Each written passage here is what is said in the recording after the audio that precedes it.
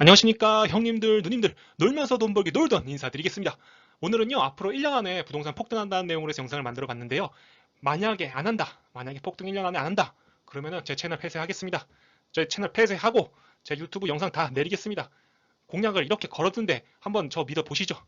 근데 뭐 이거 믿었다고 해서 뭐 저 따라서 하라는 게 아니라 뭐 부동산을 사라는 게 아닙니다. 나중에 후반부에 보시면 아시겠지만 제가 이렇게 왜 예측을 하고 왜 이런 얘기를 왜 얘기 드리는지 그런 것도 한번 봐주시고요. 그러면은 제가 왜 어떻게 해서 이 1년 안에 부동산 폭등한다는 내용을 예상했는지 그 근거부터 한번 보시죠. 제가 1년 안에 부동산 폭등을 예측한 그 근거, 첫 번째는 풍부한 유동성입니다.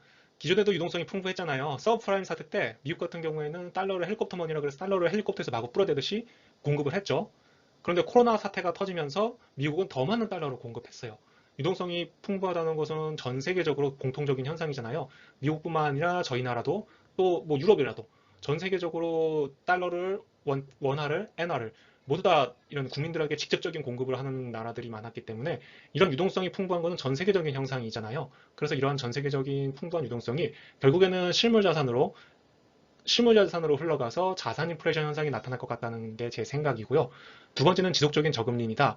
금리를 한국은행에서 앞으로 올릴 것 같이 이야기하고 있는데 코로나가 단기간에 끝날 것 같지는 않아요. 그렇기 때문에 한국은행도 이런 금리 올리는 거에 따라서 실무 경기가 유동을 칠 수 있기 때문에 2022년까지는 금리를 그렇게 쉽게 올리지 못할 것이라는 게 제 생각이고요. 올린다고 하더라도 0.25% 이상 0.25%만 올라가기에 그렇게 0.25%, 0.25% 올린다고 두 번을 올린다고 하더라도 그래도 1%가 안 돼요. 현재 한국은행 기준금리가 0.25%인데 세 번을 올려야지 1%가 올라가는 거예요. 한국은행 같은 경우 0.25%씩 올리지 막 0.5%한 번에 막 1% 이렇게 올라가면은 경제 전반적인 큰 영향을 미치기 때문에 올릴 때에는 0.25%씩 단계적으로 0.25% 계단식으로 올리고 내릴 때에는 시장에 큰 게 영향을 주기 위해서 1%도 내리고 뭐 0.5%도 내리고 그러잖아요. 그러니까 올릴 때에도 0.25%씩 올리기 때문에 뭐 세 번 올려야지 그래야지 1%가 되기 때문에 1%도 안 되는 건 저금리라고 저는 생각하거든요. 세 번째는요, 공급 부족입니다. 현 정부는 민간의 공급을 위축시키고 공공의 공급만 장려해 왔잖아요. 이에 따라서 서울을 중심으로 한 질 좋은 주택에 대한 공급이 부족한 게 현 상황입니다. 질 좋은 주택이라고 하면 아파트겠죠? 정부는 공급이 충분하다고 하지만 다세대, 임대주택 등을 다 합한 내용으로 얘기하면서 공급이 충분하다고 하고 있어요. 그런데 지금 필요한 거는 질 좋은 주택, 즉 아파트가 좀 필요한 게 현 상황인데 다세대 임대주택 등을 아무리 만들어서 아무리 이렇게 많이 공급한다고 하면은 이게 과연 현 상황에 맞는 해결책인가, 맞는 처방전인가는 의문이잖아요. 이 민간 통계에 따르면 2022년까지는 공급이 계속 줄어들고 있는 상황입니다. 아파트는 건설하는데 2, 3년이 걸리기 때문에 올해 착공해야지 2023년도에나 준공이 이루어져 입주할 수 있잖아요. 이 아파트 착공 건수를 보면은 내년이나 뭐 내후년도 이렇게 준공하는 아파트를 개수를 알 수 있는데 민간 통계에 따르면은 이게 내년이나 내후년까지 계속 줄어들게 된다는 게 나오거든요. 네 번째는 전세가 급등입니다. 보통 전세는 세 가지 역할을 합니다. 첫 번째는 매매 가격을 끌어올려주는 역할. 두 번째는 매매 가격이 전세가만큼 떨어지지 않는 심리적 마지노선 역할. 세 번째는 갭 투자가 가능하게 하는 역할. 이러한 세 가지 역할을 보통 하고 있는데요. 이에 따라 전세 가격은 매매 가격에 큰 영향을 미친다는 게 현실이거든요. 이러한 전세가가 현대 임대차 3법과 공급 부족, 그리고 청약을 바라보는 무주택 세대의 전세 수요가 겹쳐서 급등하고 있고, 이러한 전세가 상승은 매매 가격을 방어해주고 무주택 세대에게 심리적 영향을 줄 것이기 때문에 매매 가격이 폭등할 수 있는 바탕을 마련해주고 있다. 이렇게 저는 생각하고 있습니다. 다섯 번째는 매물 부족입니다. 현재 시중에 매물이 너무 없어요. 시중에 나오는 매물이 많아야지 부동산 가격이 안정되거나 완만한 상승이나 또는 조정이나 아니면 폭락론자들이 좋아하는 폭락이나 이거 매물이 이제 두텁게 쌓여야지 너도 나도 판다 내가 먼저 판다 네가 먼저 판다 해서 폭락이 나오는 거거든요. 근데 시중에 매물이 너무 없어요. 그렇기 때문에 뭐 내가 파나 너가 먼저 파냐 뭐 이런 게 아니라 뭐 안 팔리면 그만 뭐 이런 식으로 매도자 우위 시장이 형성돼 있잖아요. 이러한 시장은 폭락이 아니라 폭등으로 갈 수 있는 시장이거든요. 이렇게 매물이 너무 없게 된 이유로 저는 다주택자에 대한 양도세 중과세가 크지 않는다 생각합니다. 왜냐하면 다주택자들이 양도 차익을 10억 냈다.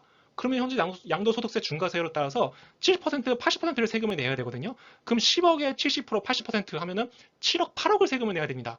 그러면 내겠어요? 팔겠어요? 안 팔아요. 다주택자들 그냥 차라리 종부세 5천, 6천 내면서 한번 버텨보자. 이런 마인드를 가지게 되거든요. 이에 따라서 다주택자가 내년 대선까지 한번 기다릴 거예요. 그러면 매물이 잠기기 때문에 관망세가 지속되면서 이제 매물이 줄어드는 효과가 나올 수밖에 없고요. 또 요새 최근 몇 년 사이에 종부세를 회피하기 위한 증여가 많았잖아요. 이런 증여 매물 같은 경우에는 증여 시점으로 해서 5년간 시중에 나올 수 없기 때문에 매물이 또 이 증여 매물은 또 잠기게 되거든요. 이에 따라서 시중에 매물이 나오는 건수가 줄어들 수밖에 없었다라고 저는 봅니다. 이러한 근거에 따라서 저는 2021년 말까지 서울 수도권 부동산은 폭등할 것이고, 폭등에 따라서 정부에서는 토지 거래 허가 구역을 확대하는 정책을 사용할 것으로 생각합니다. 이런 토지 거래 허가 구역 확대함에 따라서 2022년 3월 초까지는 보합이 이루어질 것으로 예측합니다. 그리고 2022년 4월부터는 대선 결과에 따라서 달라질 것으로 생각되는데, 대선 결과에 따라서 어떻게 될지는 한번 경우의 수로 생각해서 예측해 보겠습니다. 먼저 현 여당의 대선 후보가 되어서 지금과 같은 임대차 3법과 양도소득세 중과세 정책, 종부세 정책 등 기존의 부동산 정책들을 유지한다면 단기적으로는 선거 결과에 실망한 일부 다주택자들이 매물이 내고, 이에 따라 6월 이전까지는 조정장이 나올 것이나 6월을 지나면서 2022년 3분기 넘어가면서는 다시 상승 추세가 이어지지 않을까, 이렇게 예측합니다. 다음으로는 야당의 대선 후보가 대통령이 되어 지금과 같은 정책이 아닌 양도소득 중과를 해제하고 민간 위주의 공급을 확대하면서 다주택자들에 대한 햇볕 정책으로 바뀌게 되면은 2022년 말까지는 약간의 하락이 있는 조정장이 이어지지 않을까라고 생각합니다. 예전에 그 뭐예요? 그 동화 있잖아요. 이제 사람이 걸어가는데 비바람이 세게 치고 막 바람을 세게 불면은 오히려 옷깃을 이렇게 단단히 매게 되거든요. 다주택자들도 바람이 너무 세게 부니까 옷깃을 되게 단단히 여미는 거야. 나 아파트 하나도 안 팔 거야 하면서 꽉 쥐게 되는데, 이제 햇볕을 쐬봐요. 그냥 햇볕을 그냥 쫙 쐬봐요. 그럼 덥잖아요. 다주택자도 덥거든요. 더우니까 햇볕 정책을 쓰게 되면은 옷을 하나 둘 벗게 되면서 아파트도 하나 둘 던지지 않을까. 그래서 하락이 되지 않을까. 그리고 조정장이 이어지지 않을까. 그렇게 저는 생각하는 거거든요. 제 예측이 크게 틀리면 지금의 채널 폐쇄하겠습니다. 전 유튜브에서 폭락을 주장하면서 무주택자들을 더 가난하게 만들고 중산층을 줄어들게 한 폭락론자가 왜 사회의 지탄 대상이 아니고 다주택자가 사회의 지탄 대상인지 모르겠습니다. 폭락론자들은 10년간 폭락을 주장하고 있습니다. 한 번 속으면 속인 사람이 잘못이지만 10년 동안 속는다면 속는 사람이 잘못입니다. 저 예측이 틀리면 전 폭락론자같이 뻔뻔하지 않기에 제 주제를 알고 그냥 지금 채널 폐쇄하겠습니다. 그렇다고 당장 부동산을 사라는 것이 아닙니다. 모두 처한 상황이 다르기에 지금 부동산 사는 거에 대해서 따져볼 게 있을 수 있습니다. 모든 투자는 자기의 판단으로 하는 것이지 남의 말을 듣고 남 탓하는 게 아닙니다. 폭락론자 말 듣고 부동산 매입 안 한 것도 본인이 그런 판단을 한 것이니 본인 탓을 해야 됩니다. 적어도 부동산 투자는 생존이라는 것을 알아두셔야 됩니다. 주식이나 비트코인은 서울대 나온 수재들도 이득 못 보는 사람이 대다수이나 부동산은 아닙니다. 부동산은 우리의 삶과 아주 가까이 있고 좋든 싫든 부동산은 알으셔야지 자본주의 시장에서 생존하실 수 있습니다.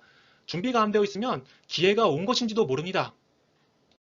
지금까지 제가 왜 1년 안에 부동산이 폭등하는지 그 근거에 대해서 한번 말씀드리고, 그리고 이러한 영상을 왜 찍게 됐는지 그런 것도 한번 말씀드렸거든요. 이제 부동산 투자는 생존이라는 것을 좀 알아두셨으면 하고요. 지금까지 영상 시청해 주셔서 감사합니다. 구독, 좋아요는 영상을 만드는 되게 큰 힘이 되니까요. 구독, 좋아요 꼭 부탁드리겠습니다. 감사합니다.